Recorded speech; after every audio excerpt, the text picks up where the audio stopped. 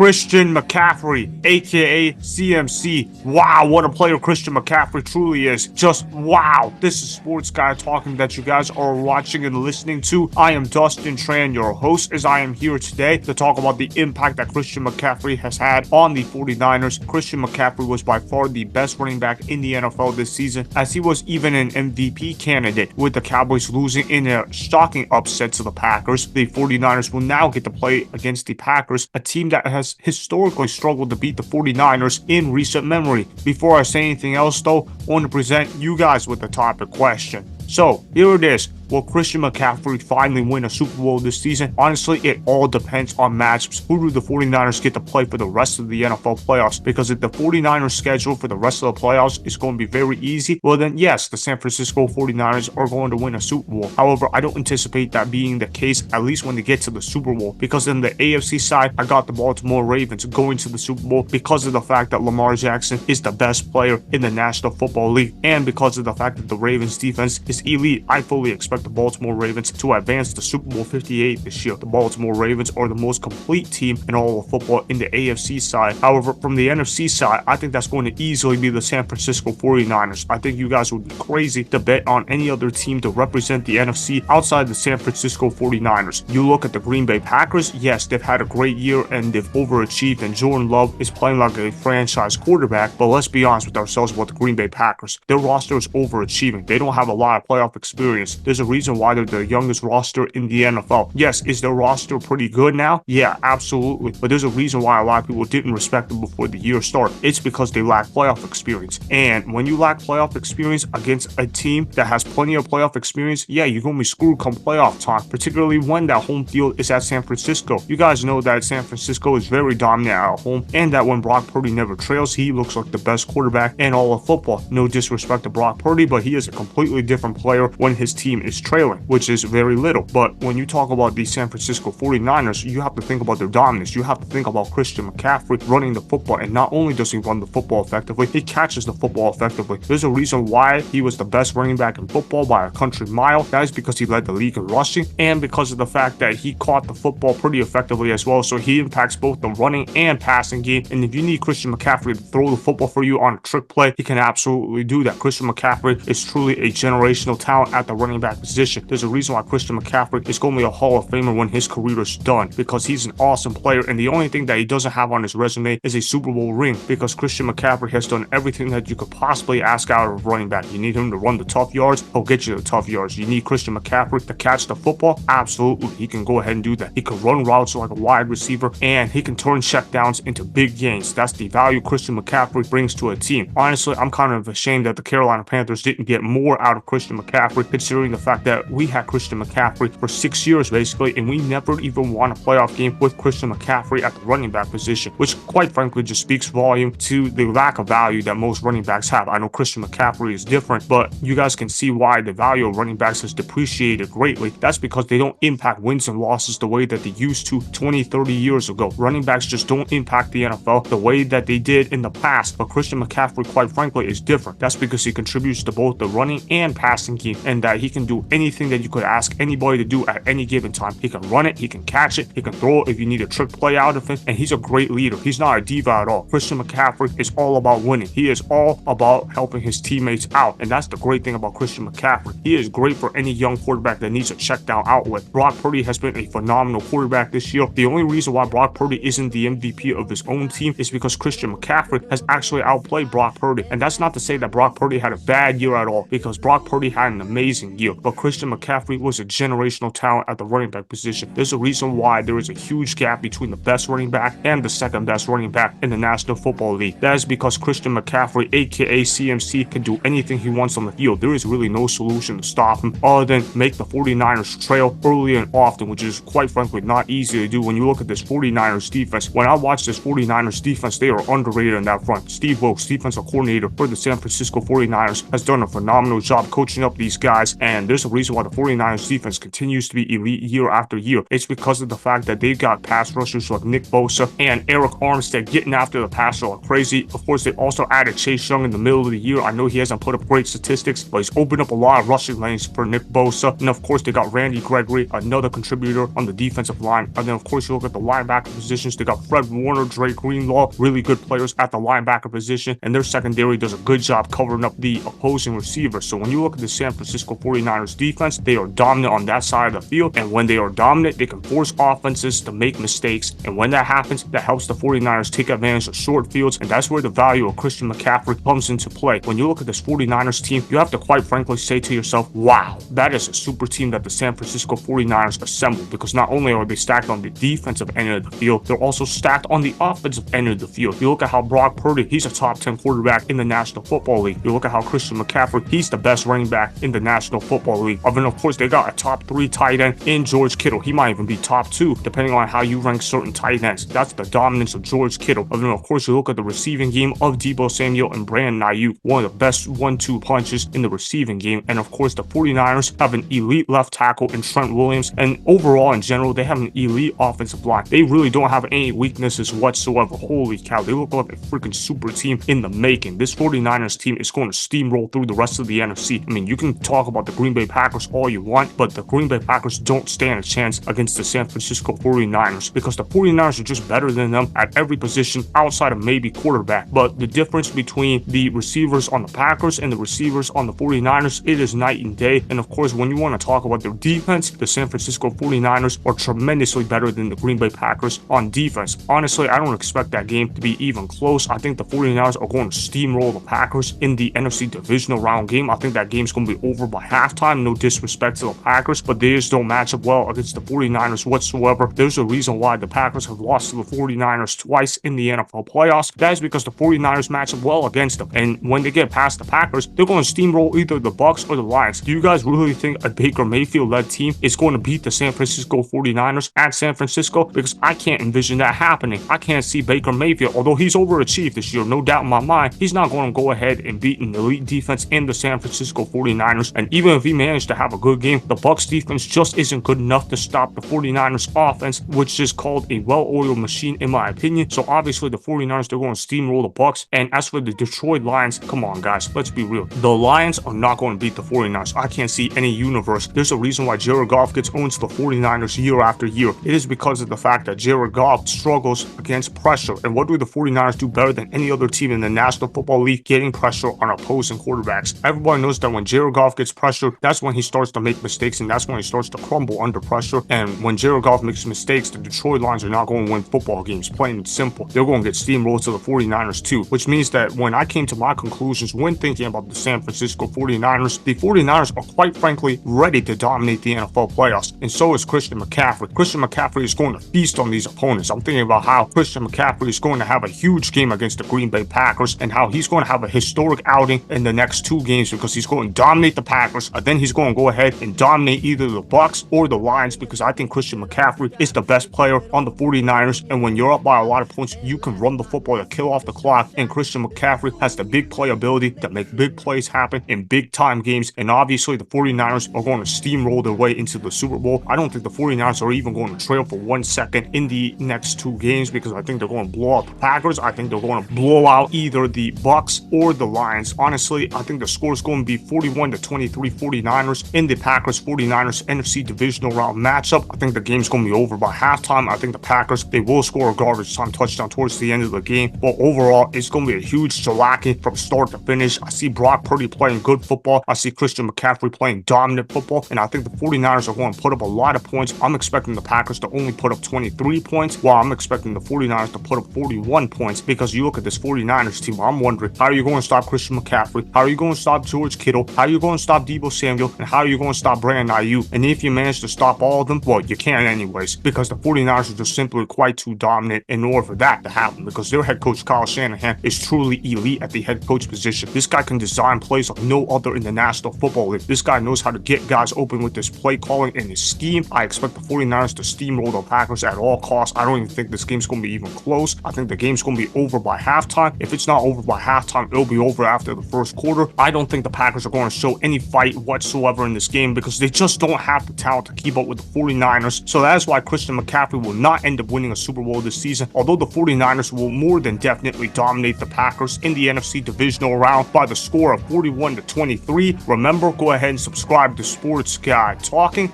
like the video, and please comment down below. If you guys do that, I may shout you guys out in my Instagram story every Monday. That'll be for the @Dustin Tran Instagram account. Make sure to follow me on Instagram @Dustin Tran and @Sports Guy Talking.